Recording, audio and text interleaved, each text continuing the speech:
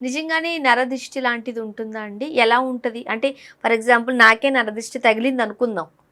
ఏ ఏ అది. ఏ ఏ బాధలు నేను భరించాల్సొస్తది? నాకెలా తెలుస్తది? నరదృష్టి అంటే అందరికి ఉండదు. హ్మ్. అందరికీ ఎవరికంటే వారికి ఉండదు. అవునా? తెలిసిందా? నరదిష్టి అంటే బంధువులు, చుట్టాలంటారు కదా! సుట్రీగం. హ్మ్. సుట్రీగం బంధువుల్లో తెలిసిందా? వాళ్ళ కన్ను పడకూడదు. వాళ్ళ కన్ను పడితే వాడి పైన వాడు పైకి రాలేడు.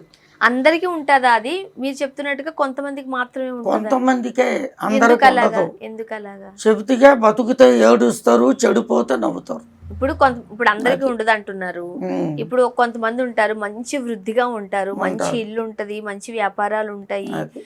ఒంటి నిండా బంగారాలుంటాయి. కొంతమందికి. ఉమ్, వాళ్ళకి నరదిష్టి లేదనుకోండి. అదే. వాళ్ళకి పడదా? వాళ్ళకి ఎంత బంగారం ఉన్నా, ఎన్ని ఆస్తులున్నా, అది సూపు అంటారు కదా, అవును. సూపు ఒక్కొక్క మనిషి మీద పడుతుంది. అందరి మీద పడదు. అందరి మీద పడదు. ఎవరి మీద పడతది? ఒక్కొక్క మనిషి మీద సూప్ పడితే ఒక్కొక్క మనిషి తినే అన్నం కూడా వాంతి వచ్చేస్తుంది. అయ్యో! మరి ఏమనుకున్నావు? అది ఒళ్ళుకు పట్టదుగా. ఒక్కొక్క కన్ను పడితే ఎందుకు పడతది అని అడుగుతున్నా. ఒక ఆవు 2 షేర్లు పాలు ఇస్తుంది. ఆ ఆవు సాయి ఒక్కొక్కడు చూడండి, ఒక షేరు కూడా ఇది పాలు, 1 లీటర్ పాలు కూడా ఇది. అంటే అట్లా సూపు. జాతకం ప్రకారం నరదిష్టి పడతదా?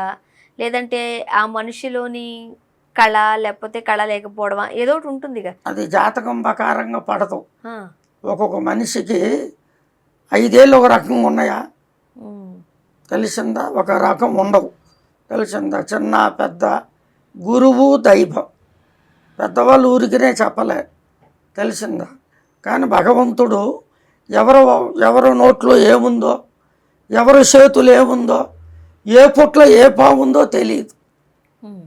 తెలిసిందమ్మా? అట్లే ఒక్కొక్క కన్ను పడితే పండుండి సంసారం కూడా పడైపోతుంది. తెలిసిందా? చెప్తూ ఉంటారు కదా! అట్లా నరదిష్టికి రాయి కూడా పగిలిపోతుంది. పగిలిపోతుంది. తెలిసి నల్ల రాయి కూడా నరదిష్టికి పగిలిపోతుంది. అట్లా కొంతమంది ఇబ్బందులు పడతారు ఇంట్లో. నరదిష్టి వల్ల. ఆ నరదిష్టి వల్ల కొంతమంది వ్యాపారాలు చేస్తుంటారు, బిజినెస్, హ్మ్. లక్షల లక్షల కోట్లు పెట్టి బిజినెస్ చేస్తుంటారు. ఆ బిజినెస్ ముందుకు రాలేదు. ఎంత సంపాదించినా వ్యాపారం కాకుండా, ఇంట్లో మనశ్శాంతి లేకుండా, తెలిసిందా? వాళ్ళకు పనులు కాకుండా ఎంతోమంది ఇబ్బందులు పడుతున్నారు.